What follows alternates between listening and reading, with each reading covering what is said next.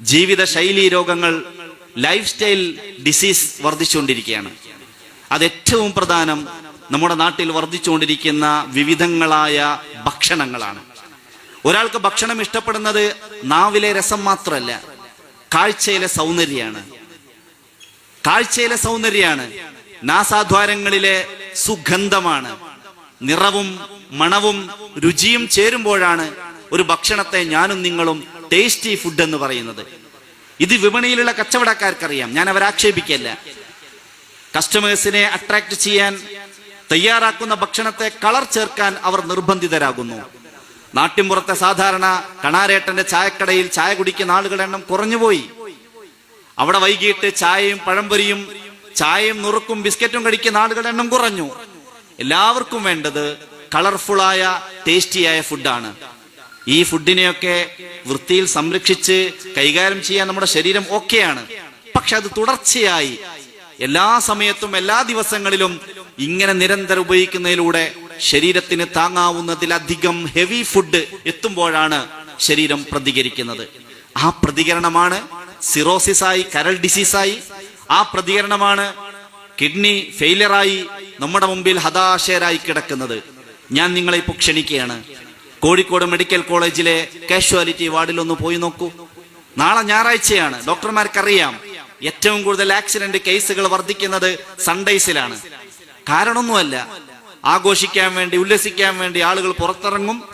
ആ ഉല്ലാസത്തിന് വീര്യം കുറയുമ്പോൾ വീര്യം കൂട്ടാൻ വേണ്ടി ചില ഉൽപ്പന്നങ്ങൾ ചെറുപ്പക്കാരും മുതിർന്നവരും ഉപയോഗിക്കും. ചിലപ്പോ അത് മദ്യമായിരിക്കും, വേറെ ചിലപ്പോ അത് സ്റ്റാമ്പുകളായിരിക്കും, വേറെ ചിലപ്പോ അത് പുകകളായിരിക്കും, വേറെ ചിലപ്പോ അത് വലിക്കുന്ന വേറെ എന്തെങ്കിലും വസ്തുക്കളോ പൊടികളോ ആയിരിക്കും. ഏതുമാവട്ടെ, ഈ ലഹരിയുടെ മായാലോകത്ത് ആക്സിലേറ്റർ കൊടുക്കുന്ന സമയത്ത് ഈ ചെറുപ്പക്കാരന്റെ ചിന്താഗതി ഞാനൊരു പൈലറ്റാണെന്നാണ്. അതിവേഗതയിൽ അവൻ വണ്ടി താളാത്മകമായി ഓടിക്കുകയാണ്. ചെന്നുപോയി മുട്ടുന്നത് ഏതോ വേറെ പാവം ഒരു ദരിദ്രവാസിയുടെ വേറെ ഏതോ ഒരു സഹോദരന്റെ വാഹനത്തിലായിരിക്കും.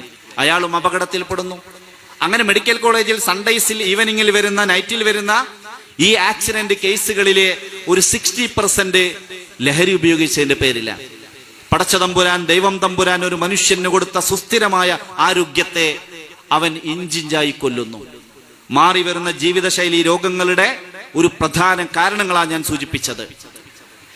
ഈ പരിശോധനാ ഫലങ്ങളിൽ വെച്ചുകൊണ്ട് നമുക്ക് ചില മാറ്റങ്ങളെ കുറിച്ച് ആലോചിച്ചുകൂടെ?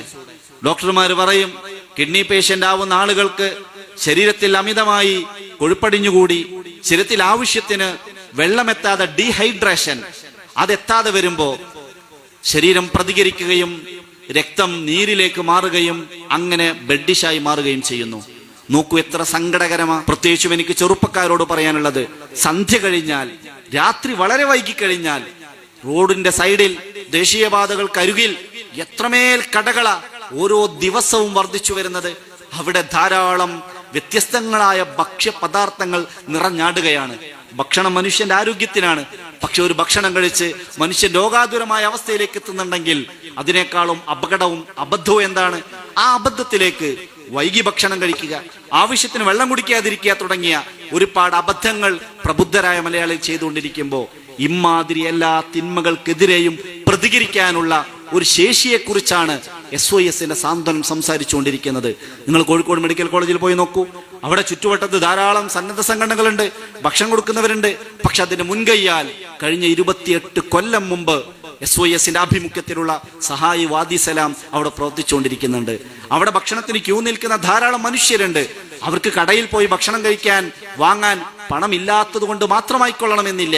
അവർക്ക് ഏറ്റവും വൃത്തിയുള്ള, ഏറ്റവും മായം ചേർക്കാത്ത ഭക്ഷണം ഈ സന്നദ്ധ സംഘടനകൾ കൊടുക്കുന്നതായിരിക്കുമല്ലോ എന്ന വിശ്വാസത്തിന്റെ കൂടി പുറത്താണ് അവിടെ കൊടുക്കുന്നത്. എല്ലാ ദിവസവും 500ഉം 1000ഉം ആളുകൾക്ക് ഭക്ഷണം കൊടുക്കുകയാണ്.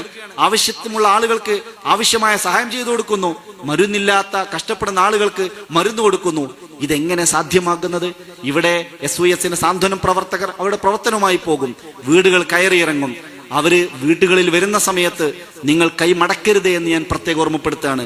വീടുകളിൽ വന്ന് നമ്മുടെ വീട്ടിൽ നിൽക്കുന്ന കിടപ്പ് രോഗികളായ ആളുകൾ ഉണ്ടാകും. ആ കിടപ്പ് രോഗികൾക്ക് വാക്കുകൊണ്ടെങ്കിലും ആശ്വാസം കൊടുക്കാൻ നമുക്ക് പറ്റില്ലേ? വാക്കുകൊണ്ടെങ്കിലും ആശ്വാസം കൊടുക്കാൻ പറ്റില്ലേ? ഒരു ഉമ്മയുണ്ട്, തിരൂരങ്ങാടിയിലാണ് അവരുടെ വീട്. 9 മക്കളെ പെറ്റിട്ടുണ്ട്. ആ 9 മക്കളെ പെറ്റ ഉമ്മ 2 കൈ സ്ട്രോക്ക് വന്ന് വളഞ്ഞ് അത് നെഞ്ചിനോട് ചേർന്ന് നഖം നീണ്ട് ആ നഖം ചെസ്റ്റിലുള്ള മാംസപാളികളിലേക്ക് ഊർന്നിറങ്ങി അവിടെ പുഴുവരിക്കുന്ന രീതിയിലാണ് നമ്മുടെ വളണ്ടിയർമാർ പോയി നോക്കുമ്പോൾ കാണുന്നത്. അതിദയനീയമായ ചിത്രം.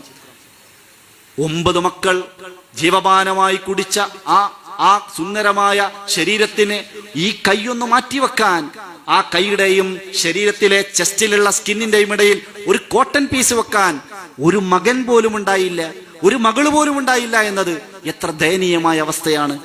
നമ്മൾ അറിയാത്ത ധാരാളം മനുഷ്യരുണ്ട്. കോഴിക്കോട് ഒരു വിദ്യാർത്ഥി സംഘമുണ്ട്.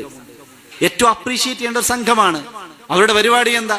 കോഴിക്കോട് നഗരത്തിൽ ഈ കുട്ടികൾ ചെയ്യുന്ന പ്രവർത്തനം, ഒറ്റപ്പെട്ട് വീടുകളിൽ കഴിയുന്ന ആളുകൾ ഉണ്ടാകും, ഓൾഡ് ഏജ് ആയ ആളുകൾ. ഈ ഒറ്റപ്പെട്ട് കഴിയുന്ന ആളുകളുടെ വീട്ടിൽ പോയി അവരെ സമീപിച്ച് അവരുമായി ചുമ്മാ ടോക്ക് ടൈം, അവരുമായി സംസാരിക്കുകയാണ്. അവരെ കൂട്ടി വാഹനത്തിൽ കൂട്ടി മാളുകളിലോ ബീച്ചുകളിലോ വന്ന് അവരോട് വാ തുറന്ന് സംസാരിക്കുന്നു. എത്രയോ ആളുകളുടെ മുമ്പിൽ സംസാരിക്കാൻ അവസരം കിട്ടിയ ആളുകൾ ഇന്ന് വീടുകൾക്കകത്ത് തടവറയിൽ കഴിയുന്നു എന്ന് മനസ്സിലാക്കി കുട്ടികൾ അതിന് പേയ്മെന്റ് വാങ്ങുന്നുണ്ടെങ്കിൽ തന്നെയും വലിയ സേവനം ചെയ്തുകൊണ്ടിരിക്കുകയാണ്. നാടുനീളെ ഇങ്ങനെ ഹതാശയരായ ആളുകൾ, ചിലർക്ക് മാനസിക പിന്തുണയായിരിക്കും കൊടുക്കേണ്ടത്, വേറെ ചിലർക്ക് ലഹരിയിൽ നിന്നുള്ള മുക്തിയായിരിക്കും. കുട്ടികൾ ലഹരിയിലേക്ക് പോകുന്നുണ്ട്. കുട്ടികൾ ലഹരിയിലേക്ക് പോകാനുള്ള കാരണം അവൈലബിലിറ്റിയാണ്. നാടുനീളെ ഒരുപാട് അപരിചിതരായ ആളുകൾ വന്ന് നമ്മുടെ ഹയർ സെക്കൻഡറികളിലും കോളേജുകളിലും പഠിച്ചുകൊണ്ടിരിക്കുന്ന കുട്ടികൾക്ക് ഈ ചെറിയ പൗച്ചുകൾ കൈമാറ്റം ചെയ്യുന്നുണ്ട്. അവിടെ ഇടപെടാൻ സാമൂഹ്യമായ പ്രബുദ്ധത നമ്മുടെ മുമ്പിലുണ്ടെങ്കിൽ തീർച്ചയായും നമ്മുടെ നാടിനെ ഒന്നിച്ചു പിടിക്കാൻ കഴിയും. രോഗത്തിന് മതമില്ല, രോഗത്തിന് ജാതിയില്ല, രോഗത്തിന് രാഷ്ട്രീയമില്ല. രോഗം ആർക്കും വരാം. വരാവുന്ന സമയത്ത് വരാതിരിക്കാനുള്ള ശ്രമം നടത്തുന്നതോടൊപ്പം വന്ന ആളുകളെ അവരെ ചേർത്തു പിടിക്കാൻ കഴിയണം.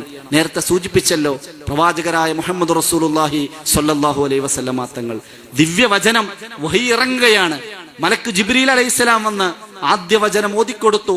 ഗുഹയിൽ നിന്ന് നേരെ പനിച്ചു വിറച്ച് വീട്ടിലേക്ക് വരികയാണ്. പ്രിയതമ ബീവി ഖദീജ റളിയല്ലാഹു അൻഹ വീട്ടിലുള്ളത്. വീട്ടിലേക്ക് ചെന്നപ്പോ ഈ ഭാര്യ ഭർത്താവിനോട് എന്തായിരിക്കും പറയാ? ഞാൻ അപ്പോഴേ പറഞ്ഞില്ലേ ഞങ്ങളോട് പോവണ്ട, അല്ലെങ്കിലും ഞാൻ പറഞ്ഞാ കേൾക്കൂല, ഞാൻ ഇല്ലാതെ ഒറ്റക്കല്ലേ ഞങ്ങൾ പോയത് എന്ന കുത്തുവാക്കുകളല്ല, എന്ന വിമർശന സ്വരങ്ങളല്ല. വല്ലാഹി ലാ യുഹ്സികല്ലാഹു അബദ. പടച്ചവനാണേ സത്യം, നിങ്ങളെ ഒരിക്കലും ദൈവം സൃഷ്ടാവ് കൈവടിയില്ല. എന്നിട്ട് എന്താ ചേർത്ത് പറയുന്നത്? അങ്ങ് ശരണമില്ലാത്ത ആളുകൾക്ക് ശരണം കൊടുക്കുന്നവരല്ലേ, അങ്ങ് ഗതിയില്ലാത്ത ആളുകൾക്ക്, അഗതികളായ ആളുകൾക്ക് ഗതി നിർണയിച്ചു കൊടുക്കുന്ന ആളുകളല്ലേ, അങ്ങ് അശരണരായ ആളുകൾക്ക് ശരണം ചെയ്തു കൊടുക്കുന്ന ആളല്ലേ, അതുകൊണ്ട് അങ്ങോട്ടും ഭയപ്പെടേണ്ടതില്ല, അങ്ങക്ക് ഒരു പ്രയാസം ഉണ്ടാവില്ല എന്ന് ആശ്വസിപ്പിച്ചുവെങ്കിൽ ജീവൻ മൗലികമായി ചെയ്യേണ്ട ഒരു പ്രവർത്തനമാണ് സാന്ത്വന പ്രവർത്തനം. ആ പ്രവർത്തനത്തിൽ കൈ മെയ് മറന്ന് ഇവിടെയുള്ള സാന്ത്വനം പ്രവർത്തകർ ഇടപെടുന്ന സമയത്ത് നിങ്ങളുടെ പിന്തുണ ഉണ്ടാകണം. ഒപ്പം ഒരു എജു ഹബ്ബ് ഇവിടെ ഉദ്ഘാടനം ചെയ്യപ്പെടുന്നുണ്ട്.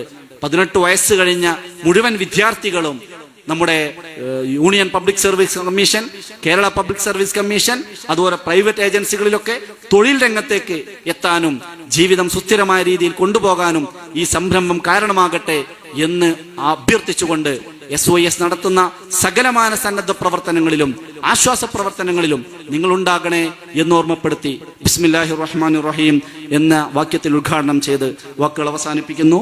വആഖിറു ദഅ്വാനാ അൽഹംദുലില്ലാഹി റബ്ബിൽ ആലമീൻ. അസ്സലാമു അലൈക്കും വറഹ്മത്തുള്ളാഹി.